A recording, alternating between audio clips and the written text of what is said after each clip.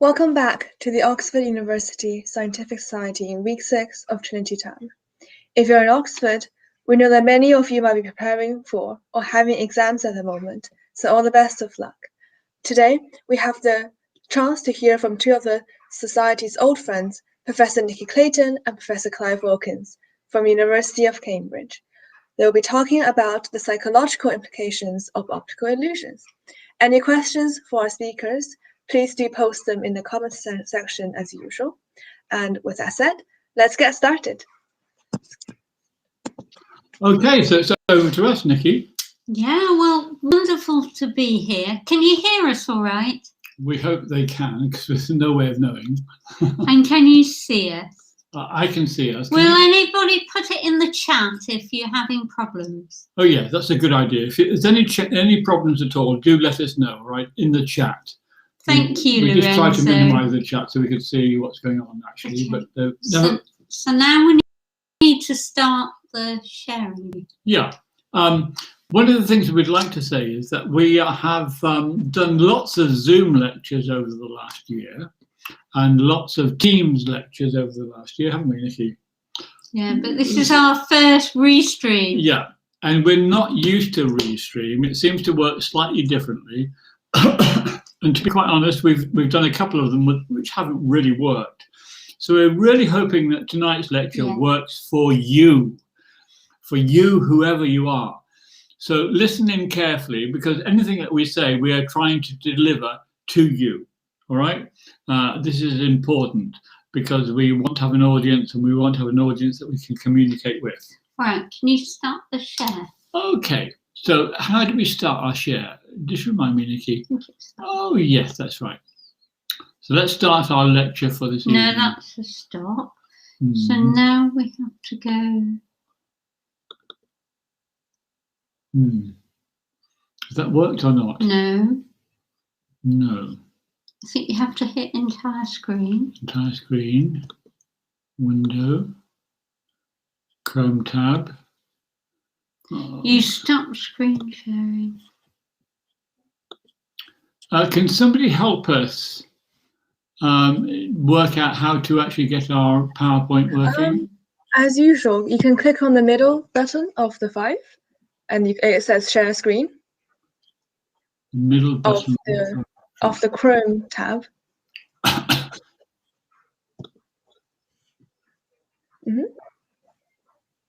How's that gone? Oh, okay. So how about that?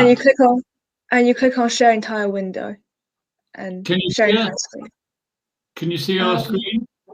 Lorenzo, would you mind texting our? Nope, he can't. Right, try again.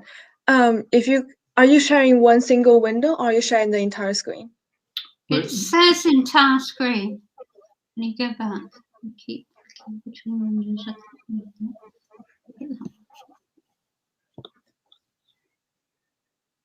Sorry for the wait, everyone.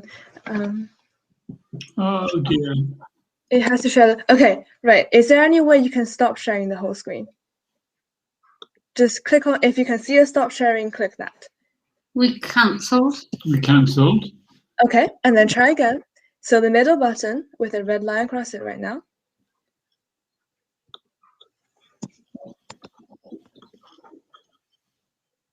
And have you seen the little white window that says choose what to share? Can you see the screen that says Magic Mind? I can't see your screen. So oh, dear. So we've got entire screen, window, and Chrome tab. Yes, you share the entire screen. And are you able to click on the blue button? It says cancel. It says cancelled. Oh, no, wait. Next to the cancel button is a share button. Yes. Is it blue? No. Is it grey? Yes. Okay. You click on your little screen. You see there's a little picture of your screen. You click on that. Oh, we've lost it all now. Can you just go back to Sorry about the wait, everyone. We'll fix this in a minute.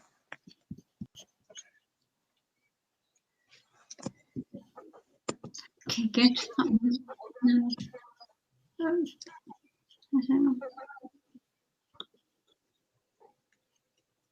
How's everything going? Are we?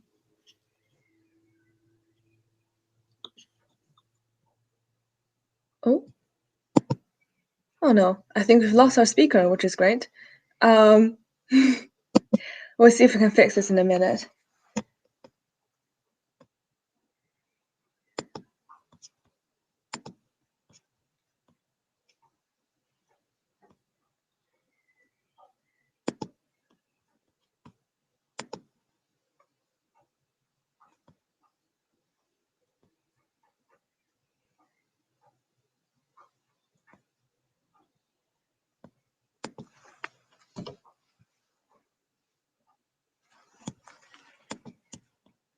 Okay.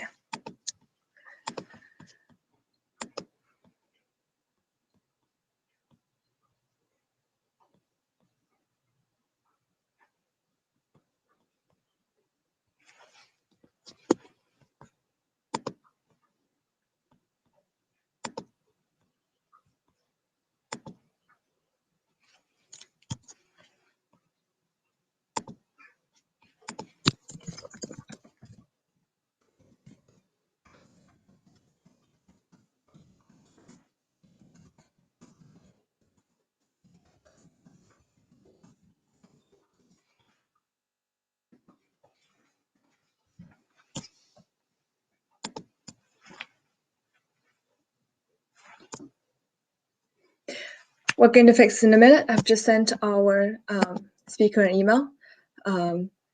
It's been a struggle with the technicalities, but hopefully the show is on the way. Don't worry about that.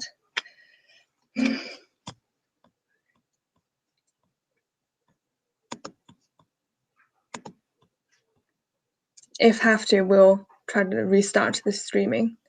But hopefully our speakers should be able to arrive back in the room in a minute. Back. Aha, there we go. Okay, good news.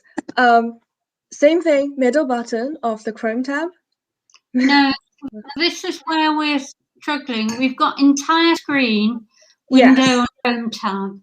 And yes, you click on entire screen. Okay. Yeah. And then you click on the picture of the screen. Yeah. And then there should be a blue button that says share, and you click on share. I just hit that. Yes, there we go. We can see your screen now. This is good. Okay.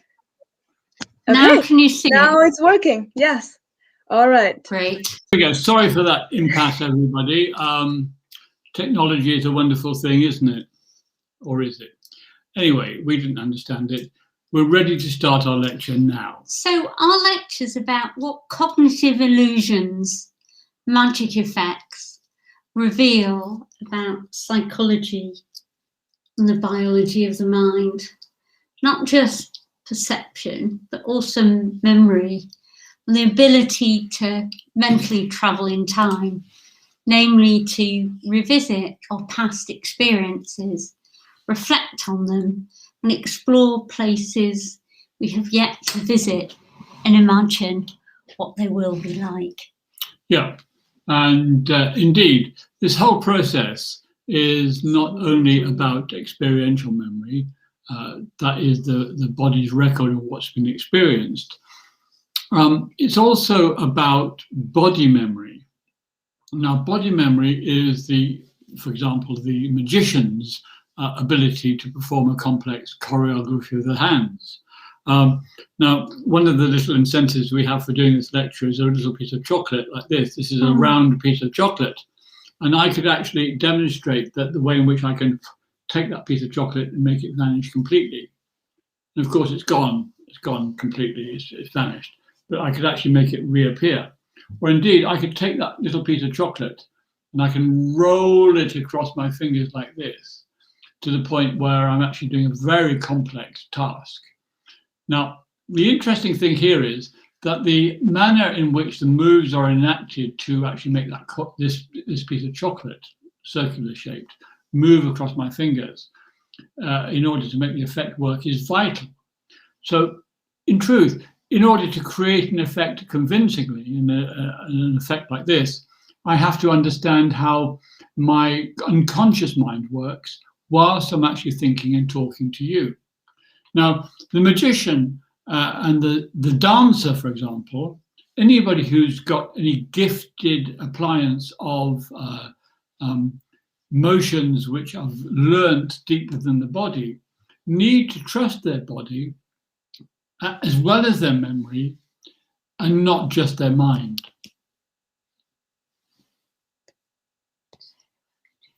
So magic isn't only about memory and perception, however. It also illuminates some important things about theory of mind, our ability to think about what others might be thinking, both on the part of the audience and on the part of the magician. Yeah, and importantly, to be able to also juggle multiple perspectives all at the same time, which is an essential skill for a magician, and also any of us, in truth, who are interacting with the real world around us. So let's begin by asking some very crucial questions. The first one is, Clive, where does the magic occur? It's a very good question. Where does the magic occur? Before I answer that question, I have to ask of the audience who is watching us, can you still see Nicky, who's now standing up? Can you see the top of her head? I don't think they can see you from that position. I can't read that. Okay. It crooks my neck. Okay. It caused me so much pain. I mean, we cannot really see your head. If you please can get a little bit closer to the camera. Okay, so Nicky, you're going to have to sort of sit down. Okay, that's fine. That's 200. Okay, so Nicky asked the question, which is, where does the magic occur? When you see a piece of magic, a magician performing for you, where does the magic occur?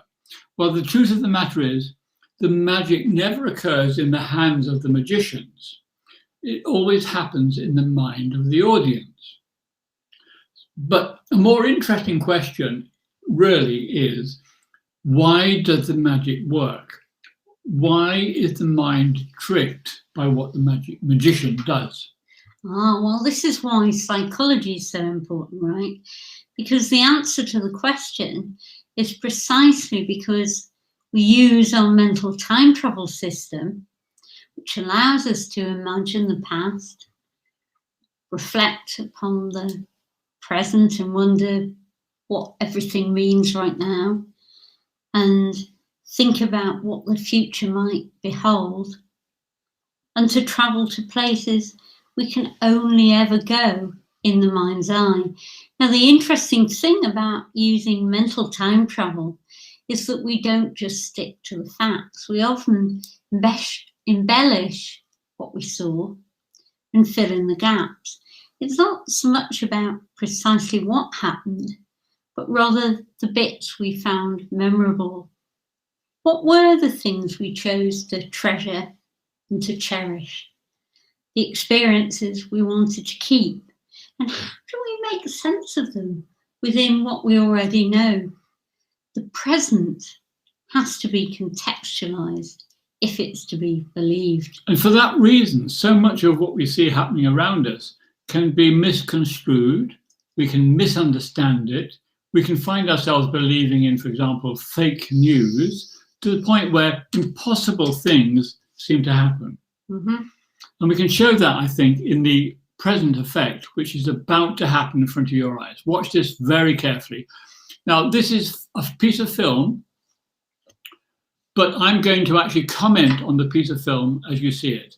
Look, here's a little packet of playing cards. Please watch very carefully. There's the Ace of Hearts. And underneath the Ace of Hearts, I'm going to place all these cards, which are the same. They're all the Jack of Spades. And on this other side, I'm taking the Ace of Spades, and I'm putting all these other cards, which are the 10 of Spades, underneath it.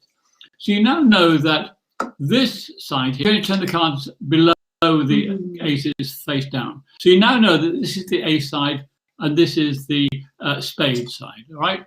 So look, here are the cards, hearts on one side and spades on the other. But if I change them over and I put them in the wrong places, as soon as I lift the cards, you'll see that the cards are still in the right place. Curious, how did that happen? Now watch very carefully, because look, I'm going to show you that these are indeed all the Jack of Hearts. They're all hearts.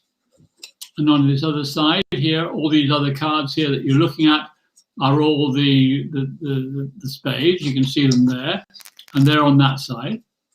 Now look, if I take one card from each pile, a 10 there, and a Jack here, and I put them on the wrong sides, watch very carefully, because as soon as I click my fingers, actually the cards on each side are in the right places again. They're where they should be. How does that happen?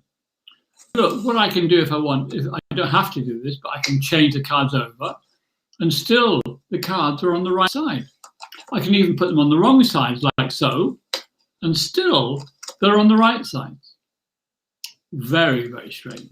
Look, let me even put the cards on the wrong sides, click my fingers, and they're still on the right sides.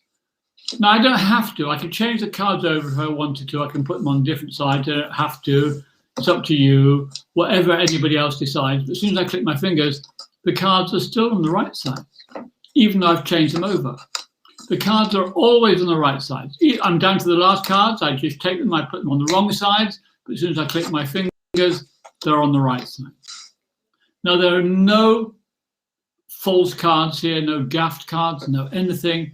Everything that you've just seen is to do with psychology, the psychology of seeing, and yet most of you will be convinced that you saw what was happening, but you didn't see anything at all. So there's a natural tendency when you see something like this to want to know how the magic works.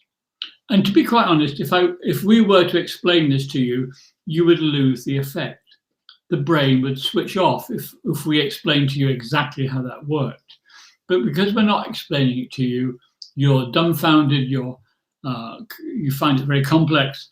And the interesting thing here is that if we follow this argument through to its logical conclusion, then knowing how the effect is achieved is actually unimportant.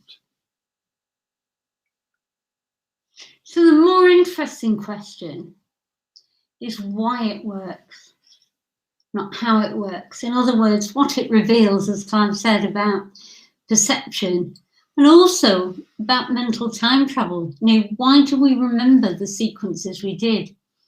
But there is one caveat, which is unless you think about it from another point of view, namely, how can I create the same effect using a different method? Now watch very carefully, because a coin appears from nowhere at all. I can take this coin, I can place it in my hand like so. I can actually just do this, and the coin vanishes completely. Of course, it's still there. It can't possibly be, you know, Einstein told us that matter can neither be created nor destroyed. So the coin is still here.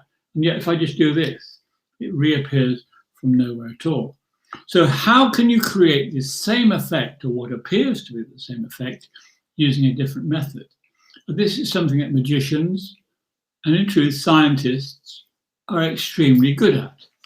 The creative mind looks to expand its awareness of the possible, what might be possible to achieve, in order to search for blind spots and to find new solutions to the process, the very process of thinking and rationalizing the external world. So in tonight's talk, we've really got two questions. So let's focus on the first one, Clive. Namely, what does magic reveal about the psychology of memory and mental time travel? And shall we begin with our favourite quote about memory? We've got so many favourite quotes about memory. Which one's this? All right, am I going to lead it and you'll follow? Yeah, possibly. What is it? You don't remember what happened. Oh, yes. You don't remember what happened. What you remember becomes what happened. Should we say that again? Yeah. Yeah. You don't remember what happened. Whenever you see something, you don't ever remember what happened. You only remember what happened becomes natural to you. What you remember becomes what happened. Say it again. So I screwed that up. You don't remember what happened. What you remember becomes what happened. And I think there are two reasons for this, Nicky, is that right? Well, the first is due to the reconstructive nature of memory. Now, actually, this phenomenon was first discovered in the early 1930s, and Sir Fred Bartlett published his phenomenal research in this matter in 1932 in a book called Remembering. And a year before, he founded the first chair of experimental psychology at the University of Cambridge. Yeah. He's a founding member of our department, surely. Absolutely, and to this day, the chair still goes by the name of the 1931 chair in experimental psychology. And what he showed, he got a bunch of people to retell a story he told them. It was a North American Indian folk story called The War of the Ghost. And they all had to tell it very briefly in a couple of sentences. And what he noticed is everybody told it differently. They omitted the boring bits, irrelevant to them. They embellished the bits of significance to them. And essentially, what we do is we re-internalize the information and fit it within what we already know. And that explains why the present has to be contextualized if it's to be believed. It's got to fit within our existing schema. And the existing schema of the in-group of which we're part. Absolutely. So if you belong to an out-group, a different culture, a different civilization or whatever, you can find yourself out on a limb where you don't agree with somebody else's point of view. Yeah, quite possibly. Yeah. So that's the first, is the reconstructive nature of memory. But there's a second important point, isn't there? Yeah, another important point that we think is very crucial to our understanding of the experiences we have is a thing called boundary extension. Now, boundary extension is where we fill in the gaps that we didn't see in the world around us, and we embellish them. And this is one of the reasons why the effect of the black and white playing cards worked. Let me explain, if I can, in a few succinct words, how boundary extension works. In the very famous experiment conducted by who? Fred Bartlett. Sir Fred. What for boundary extension? Oh, Eleanor Maguire. Eleanor Maguire, yes. Eleanor Maguire did this famously with taxi drivers as well. But in the experiment that we're talking about right now, you'll be shown the photograph that appears on the left of your screen right now, and you'll be shown it for about 5 seconds. And then you'll be shown about 12, a dozen, 2 dozen other photographs that seemed remarkably similar. And the question would be asked of you, so we showed you a photograph a moment ago, which of all of these photographs did you see? Now, you might imagine that if you're clever, and because you're very much on the ball, you would choose exactly the same photograph that you just saw. But most people, interestingly enough, never do. They always choose a photograph which actually shows more information than the first photograph that they saw. Because the mind tends to fill in the gaps in the lack of detail and embellishes the situation.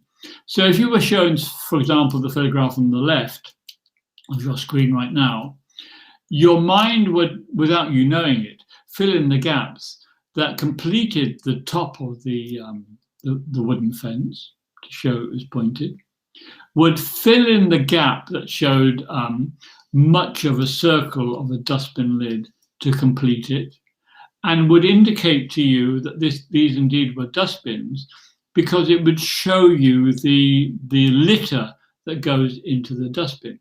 At the moment, the dustbin litter is shown as a piece of paper. quite often, if candidates are asked to draw what they thought they saw, they would show the dustbin litter inside the dustbin overflowing, although it never was, because they would embellish the situation they saw. This, in fact, is why, in fact, radio plays, for example, work so well. Although you're not seeing anything, there's no CGI involved, you're just listening to a play on the radio, your mind embellishes what you're hearing with such great acumen that you imagine that the radio play can look more visual in your mind's eye than if it were a film which showed you all the details. And again, this is one of the chief reasons why that effect with the Ace of Spades and the Ace of Hearts worked so well for you. It appeared as if we were changing the cards over and putting them in different places, although we never were. But that's what it looks like to you. So there's a third element in this exciting equation. This goes back really to Lewis Carroll's epic novel, when the White Queen told Alex, it's a poor sort of memory that only works backwards. Now let's unpack what the White Queen was trying to share with Alice when she said this. Why is it a poor sort of memory that works only backwards? And I think we can explain this to you in possibly two stages. And the first question that we need to ask of Nicky in order to inquire further is, Nicky, what do we mean by backwards? Well, it's certainly true that the mind struggles to think backwards, to reverse engineer a complex sequence. You only have to think about the fact that language is unintelligible when spoken backwards. And actually, if you do something as simple as recite the alphabet backwards from Z, much harder than from A. And in fact, the prospective brain hypothesis of Dan Schachter and others argues that experiential memory or episodic memory, the kind of memory we use when we mentally travel backwards and forwards in time, evolved for the future, not the past. It's very good at thinking about future scenarios. It's not so good at holding on to an accurate record of the past. Well, if you think about it, what's the point of remembering the past if you were never to use it again? Surely memory allows us to reflect on the past in the here and now, and to think about what the future might hold, and perhaps, most importantly, to use information about the past and the present to plan for the future. Yeah, indeed. And I think also this explains why memory works forwards, not backwards. It's great for scenario building, for anticipating what might happen in the future, and for building alternative accounts of what that future might hold. Now, this is an amazing ability of the human mind, but this unique, perhaps, flexibility comes at a cost. Namely, that our memories are inaccurate often, and they're certainly subject to change. And what's more, this doesn't only affect how we view the past, it also affects how we envisage the future. Yes, we think the future will be more like the present than it will ever really be. Yeah, and I think this is shown in terms of fake news, the kind of stuff that's coming out of America at the moment, the way in which American politicians, especially on the right, are playing with people's minds. There's a natural ability for us to be very easily confused. Our vision of the future is temporally myopic. In other words, we have a short-sightedness when we think about how the future will unfold. Indeed, our thoughts for the future are constrained by our current emotional needs and our desires. And in this lecture, we often explore this phenomena using a couple of examples. And here's the first of them. Well, first, we find it difficult to dissociate future motivational needs from current ones. You only have to go grocery shopping when you're hungry to experience this. And indeed, experiments in the laboratory show that when choosing food for tomorrow, human beings are influenced by what we want right now, even though we shouldn't be. Yeah. And in addition, our future decisions are dependent on a memory of what's happened to us before, based on our history, based on our memory, our understanding of the past. And indeed, it's so compulsive, what we know, what we think we know, that a simple person like me, for example, often finds myself wondering, what was Clive in the past thinking when he came to that decision about X or Y or Z? Because another part of me goes, well, that doesn't really make sense when I think about it analytically. But I suppose in this lecture, what we ought to do is try and sort of put some kind of perspective on this, some kind of holistic perspective where we can see what the broader picture might be. So if we as human beings were to compare ourselves with other minds, or even other animals, in actual fact, who represent other minds, and this is where Nicky's work comes into this, because she's done lots of work with other animals other than human beings, well, we could find some interesting things. After all, when we started this lecture, we didn't restrict ourselves to the human mind alone. So allow me, on behalf of you who are watching, to ask a very interesting question of Nicky, who's happens to be right next to us here, right now. Nicky, could you actually tell us something interesting? Can some non-human minds, other than ourselves, think about the future? Yes. There's Corvids. There's the simple answer. Okay. Members of the crow family that include the ravens. Now, this is the stuff that's made Nicky world famous, in actual fact. Everywhere I go, when we go together, Nicky is treated like a rock star because of the work she's done in this particular area. Tell us more about it, Nicky. Not just me. We had a paper out only the day before yesterday in PNAS, darling. No, but you did some of your most amazing work, with that stuff, the what, where, when stuff. Explain it to us. Okay, so let's have a look. These are the culprits. These are California scrub jays, and these are Eurasian jays. And what they're very good at doing is they hide food for the future. They have brilliant memories of what they've cached in the past. But they're particularly good at dissociating current from future needs. So they understand that if they're sated on a particular food now, but they won't be in the future, then it's worth caching the food they don't want now because they will want it in the future. But some of the most dramatic examples of them planning for the future come from some experiments we've done on planning for breakfast. So let us show you a short movie clip of one of these such experiments. But is this just another example of instinctive behaviour to survive the winter? Or is there something far more complex going on? It's a question that's greatly intrigued Professor Nicky Clayton.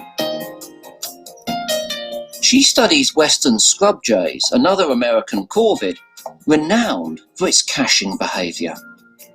Nicky wanted to discover whether they could do more than just remember where they'd buried food in the past. If they can travel back in their mind's eye to think about the past, can they also travel forward in the mind's eye to think about the future? Can they imagine the future, if you like? Can they plan ahead? To find out, Nicky created an experiment based on a very human annoyance: waking up to find that breakfast is off the menu. For 6 days, the birds were housed in this aviary, split into 3 zones. In the middle is the dining room. where the birds were fed during the day, and at either end are the bedrooms, where they were kept at night. But there's a twist.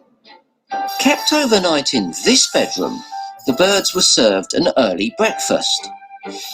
But kept overnight in this one, they got no breakfast and went hungry until mid-morning. The birds experienced this daily routine for almost a week.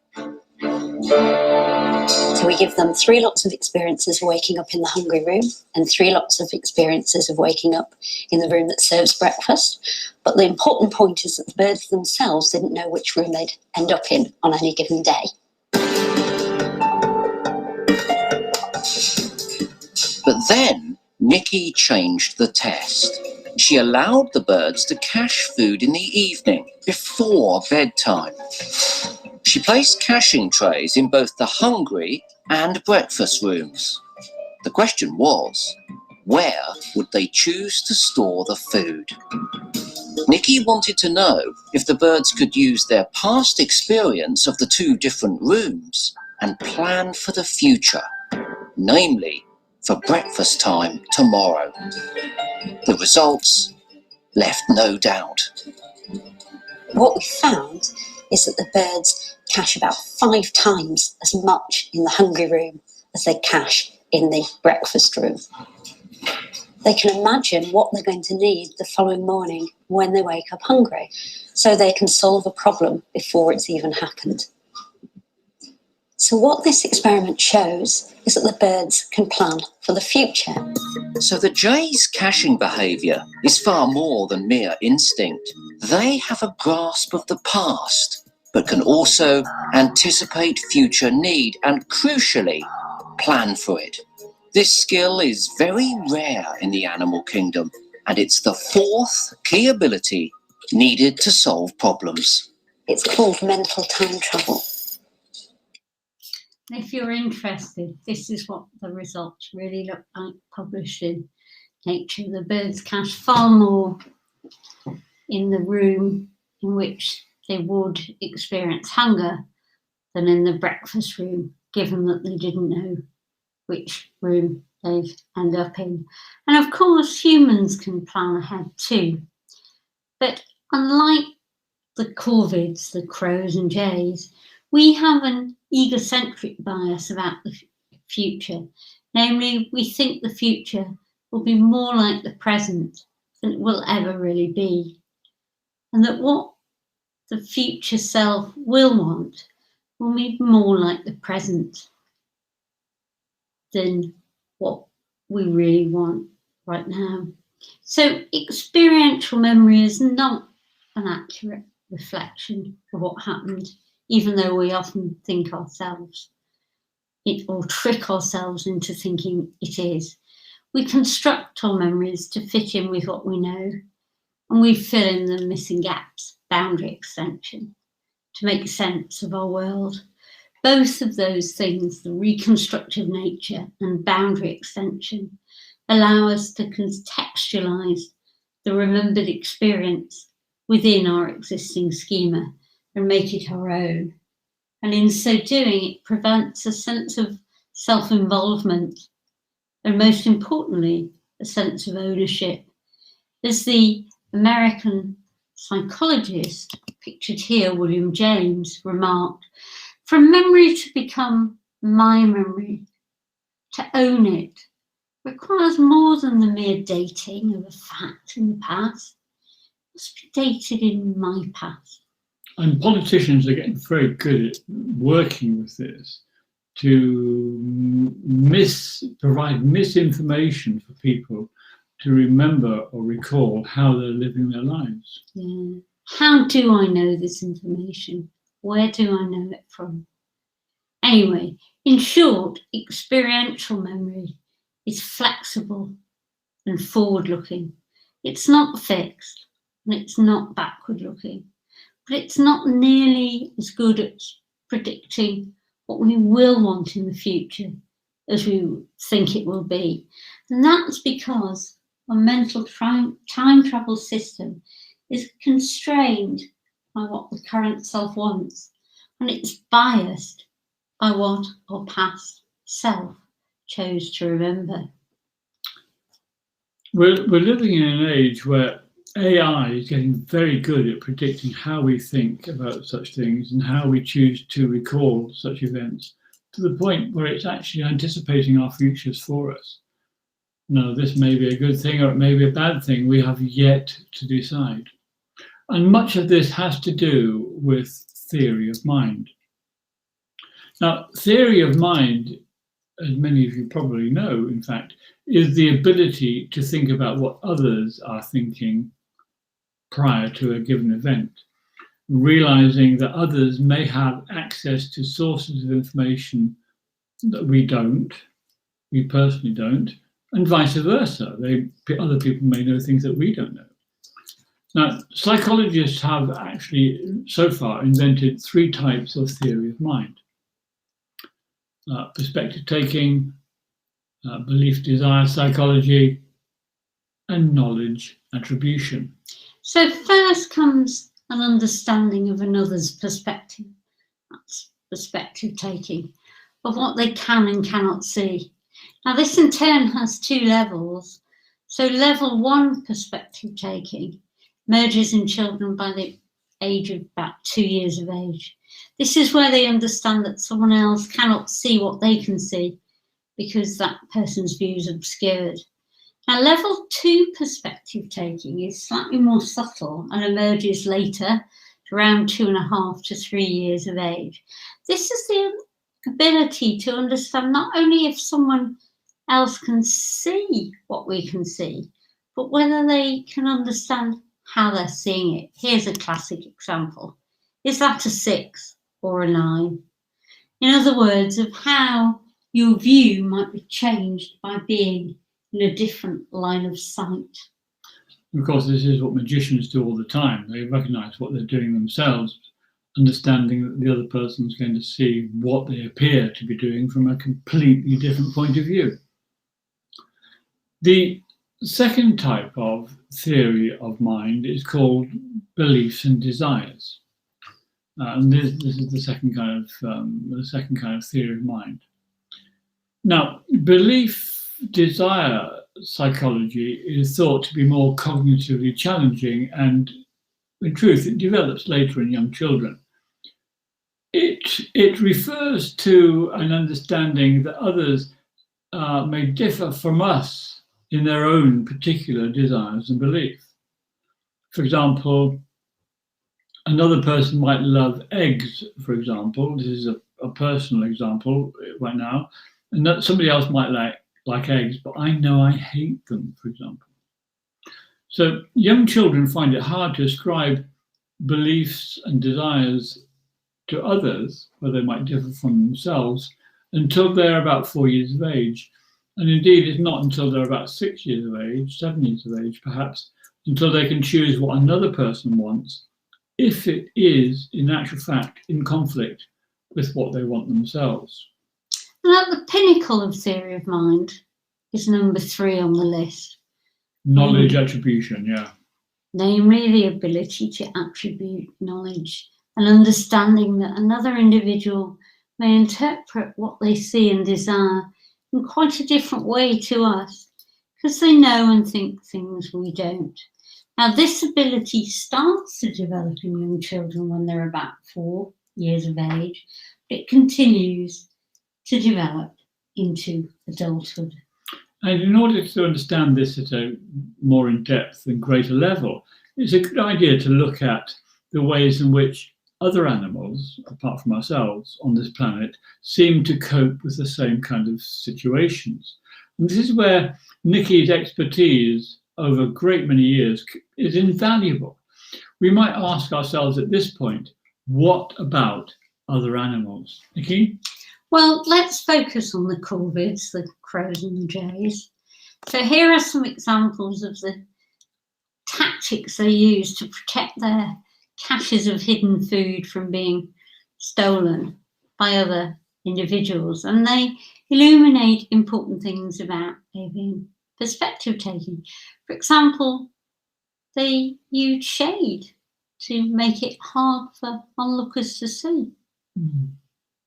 Magicians do that. And they Human magicians. they remove information by caching behind barriers or using line of sight obstacles. Oh my God, that's what magicians do as well. You make me seem so hollow. And they use distance. Yeah, okay, so that's a thing that magicians do as well. And they keep track of who was watching and listening when. Magicians are very good at that too. So they even know, for example, to reduce acoustic cues if others can listen but can't hear. And perhaps some of the most impressive experiments come from the following. So firstly, we've shown that the birds can keep track of which individual was watching when. And we're able to show that, in fact, they go to two different types of recaching tactics. So if others were watching and they come back in private, they just move them to new places once. If others were watching when they move them, it's a bit like the cup and balls effect. They move lots of times and they don't always end up in the location you expect them to be. So in private, the worms are fully visible. When observed by an audience, they use sleight of beak, a bit like sleight of hand, really, and they even hand. Sleight of beak because they haven't got hands. Well, indeed, and secret pockets. Yeah, they use their throat pouch. Yeah. And perhaps the most dramatic thing is it depends on experience. So if experienced birds are watching, they move them to new places. Naive birds don't do it. Now, our most recent experiments are very cool because we've been actually applying magic effects to the birds, and they are deceived by magic effects. And we're not going to go into it now, but some of you may know that we had a paper out in Proceedings of the Natural Academy of Sciences a couple of days ago, and we're happy to talk to you about that if you've got questions. But here's another experiment we've just been doing, which is where it's kind of like a cup and balls. Food's hidden under a cup. Now, if the bird's expecting what they find, so peanut under a cup, piece of cheese under a cup, all is well. This is an up value. Now, they're suddenly finding that they're expecting cheese and they get a worm. Well, actually, that's a Belgian truffle. But what happens if the words, if them is devalued to a piece of cheese? They don't like it, do they? It's just ignored, crest up. Yeah. Thanks very much for that. So it's kind of a bit like the human version. Here's 5 doing a sophisticated version. Well, actually, this is, oops, sorry, we shouldn't see that slide just yet. What you're about to see is the same version of the same trick that we showed the birds, but at a human level, so that though you thought to yourselves probably, well, we as human beings wouldn't be deceived by that. Here's the same experiment at a human level where you will be deceived, so watch carefully.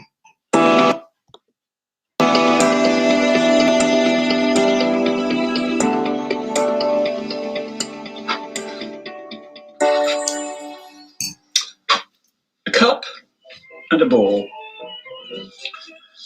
The ball goes inside the cup. The cup is over the ball right now. We know it's actually in there. You can see it plainly. So if I wanted to, I can take the little ball, hold it in my hand, and in the next moment I can squeeze. The ball vanishes from my hand. Of course, it returns back underneath the cup as before. Try this again. Take the ball, squeeze, vanishes from my hand, and instantly the little ball is back underneath the cup. Peculiar. In fact, we don't even need a little ball. I can put that in my pocket out of the way completely. As soon as I click my fingers though, you'll actually still see that the little ball has indeed returned back to where it was before. Let's try this again. We won't even use a little ball. Click my fingers, It's bound to go straight back under. Oh, hang on a minute. It's not a little ball, is it? It's a little lemon. Very peculiar. The interesting thing here is, if you look very closely at the lemon when it's in front of the little, cup here, you can see the reflection actually shining in the cup itself. It's almost as if there were two lemons. Let's face it, it's almost as if there were two lemons. And indeed, this is a very peculiar thing. In fact, if I wanted to, I could probably come along here like so. We'll see now that there are actually three lemons. Thank you.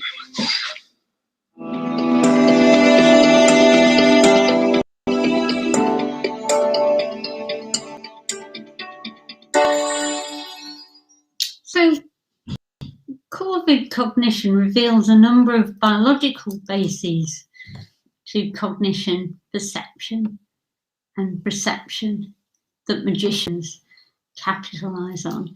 However, when it comes to planning ahead and theory of mind, perhaps the big difference between the humans and the corvids, the crows and the jays, is that humans can plan for multiple outcomes, no multiple domains.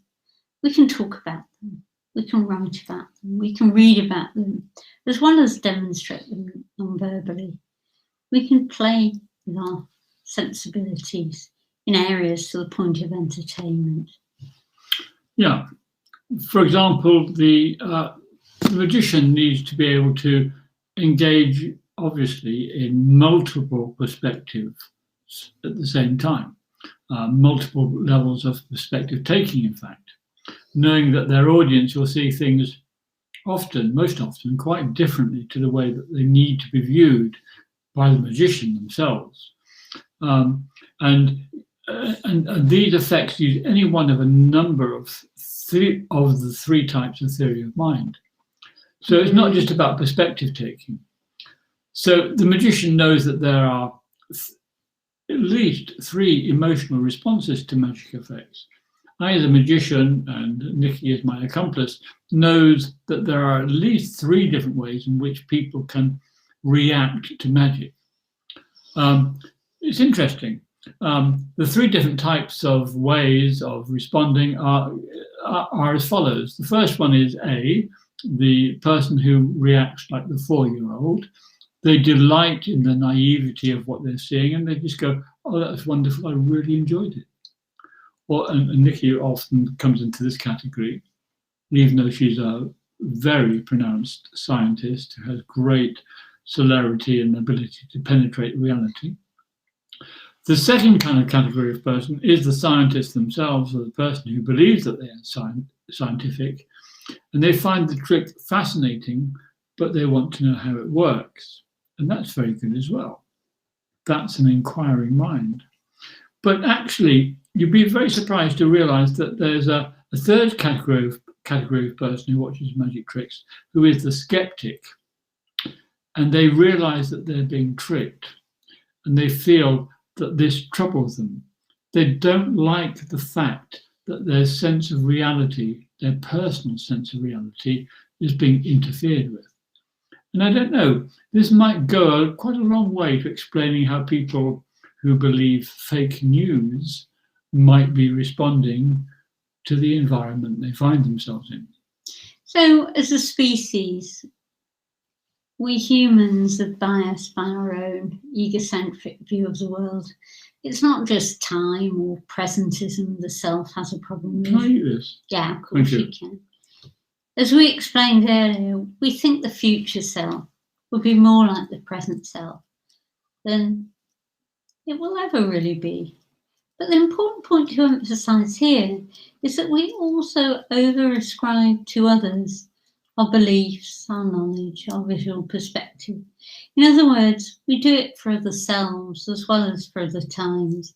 And what's more, when we take another's perspective, we experience more interference from our own point of view when taking another's than the other way round. That's complex, Nicky. Yeah. I think what you're saying there is that we're more likely to overestimate the similarity between what and how another person views the world compared to our own views, rather than underestimate the similarity or overestimate the difference. Yeah, we think they're more like us than they really are. Okay, yeah, that's good, because of course we know that magicians know this as well. Of course. So back to the beginning. Why is the mind tricked by magic? Well, during the course of this lecture, we've focused, I think, on two aspects of psychology that cognitive illusions reveal. The first one is that our experiential memories, our experiences of the world, as we've known them, are flexible and they're forward-looking. We remember things because they're going to benefit us in the future. Yeah, they're not fixed and backward-looking. Yeah. So, but also we have to remember, if we are aware of these things, that these same memories are selective and they are subject to change. We can wrong-foot ourselves by misinterpreting the information. In short, we overemphasize the importance of the self in the present moment, which leads most often, very frequently, in fact, amongst our species, to errors in the ways in which we predict what our future self will want, which is why we don't know what's coming next, even though we plan for it.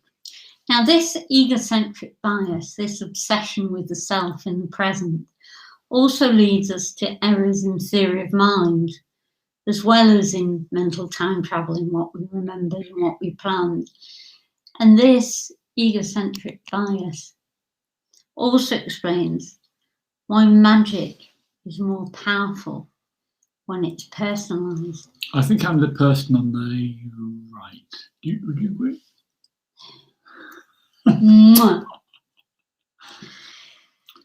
Yes, so we might recognize that this is, in the course of a long lecture, the perfect opportunity for an applause cue. Thank you. Thank you very much.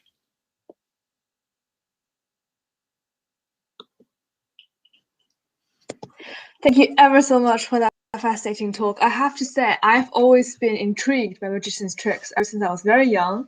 And I also tried to figure out what happened and failed every single time. So that's my experience with magic. Oh, Okay, well, I tell you what, Luna. just very quickly, we have a pack of playing cards here. Oh no, don't test me. We want you to simply think of a playing card, any card you like. Okay. From a pack of playing cards. Let me show you. Got it. Okay. Now, we don't know what you're going to say. Do you know what she's going to say? No. Right. Just do you have a playing card in your mind right now? Yeah, I do. Right, name. What card are you thinking of? I don't know. Say it, Luna, say it. So say it. What card are you thinking of? Queen of Hearts. Queen of Hearts. The Queen of Hearts. Now, there's no way which I could have known that you were thinking of the Queen of Hearts, is there? Is there? No. I don't think so. And from within a shuffle pack of playing cards, if I could lift up the very top card right now, I don't know if you can sort of see this, but the very top card is, well, it's not the Queen of Hearts. 5 of Diamonds. It's the five of Diamonds. That's the 5 of Diamonds. But you asked for the Queen of Hearts, yes? Yeah, I did.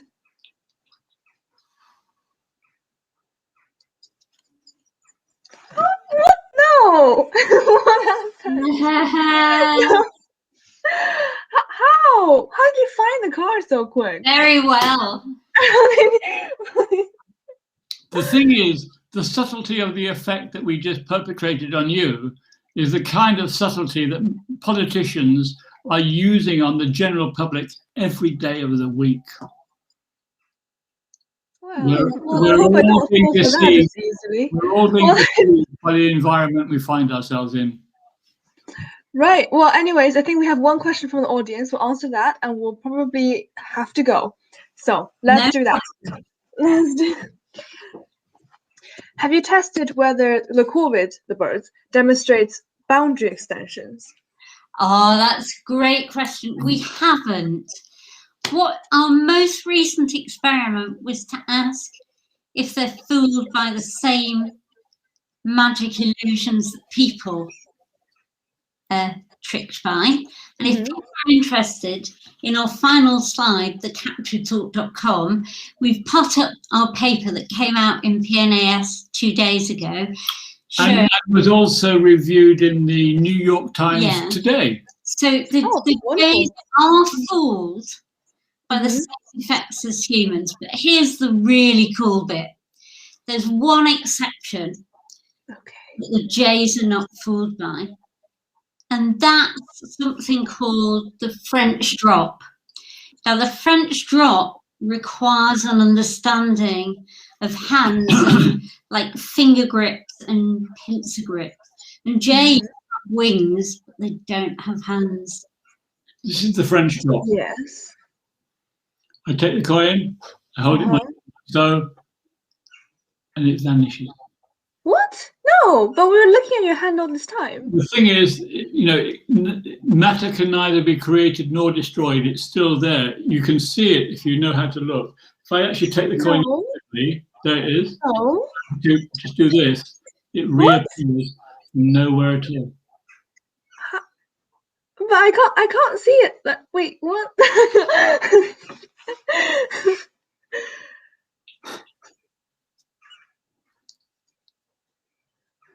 No, I still don't know what happened. I still don't know. So the thing is, the jays are not fooled by that. Oh dear. By that effect, you have to anticipate how hands work, and they don't have hands. But all the other effects that are about drops and disappearances, they're fooled by. Anyway, if you're interested, go to thecapturedtalk.com. We put the PNAS paper on our website so anybody can read it. Right. And it's getting a lot of notoriety. It came out in PNAS 2 days ago. It's in the New York Times today. They put it in the New York Times today. It's likely to be next week. People are actually finding this very interesting. So if you want to be up to the moment in understanding how birds and humans see the world around them, and to get some insight into how perhaps you think as well, go to thecapturedtalk.com. So it's kind of about embodied cognition, because you make assumptions about how things work, but if you don't have those bits and pieces yourself, you don't know. Can't exactly. We take it for granted, you know. I take it for granted that I know how to pick up my iPhone using my hands. But if I didn't have hands, if I was a robot, I might really struggle to know if that would work. That's or pretty true. That would work, right? Well, you know, we're fairly clever people, I suppose, compared to a lot of the world. Not as clever as Grace, probably. But, and we know how to use Zoom, and we know how to use Teams. Arguably. We don't know a thing at all. Yeah. So, you know, we are all trained to see the world in very particular ways. And if you move us, any of us, outside of our comfort zone, we have to work hard, momentarily at least, in order to fit into a new landscape. So thank you, Luna and Loretta, for helping us do that, because we were, you know, we did our best earlier, but we didn't know how to do it, and it was only with your patience that we made it. Oh dear. A big thank you to both of you. Yeah, the interesting thing I think about all of us is that we're all incredibly clever and all incredibly stupid at the same time.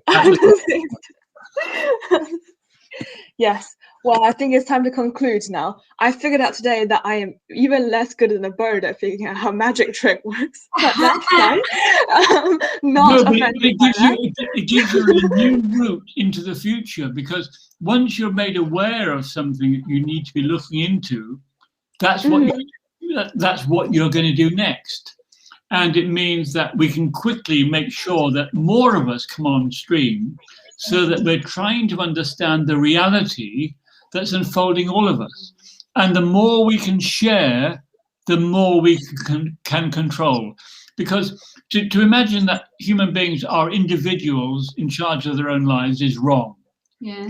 We're not individuals. We work as teams. We work as tribes. We work as groups. We work as civilizations. And the more we can work together, the more we will understand together. Would you agree with that, Nicky? Totally. I think my fondest memory, just one last thing before we finish, and sadly he's no longer with us, but the very famous George Barlow, who was, you know, did so much work on perception. And I remember us going to Trinity College and you performing magic effects. And, you know, in his late 90s, he'd spent his whole career studying perception. And he couldn't see through your magic effects. And it's often the brightest people that fall the hardest, because we're looking for more than is actually there. Perhaps we're too smart for our own sake.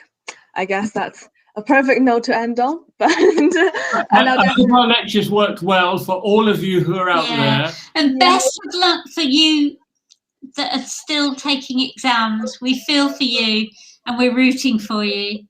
And we wish you all the best for your futures.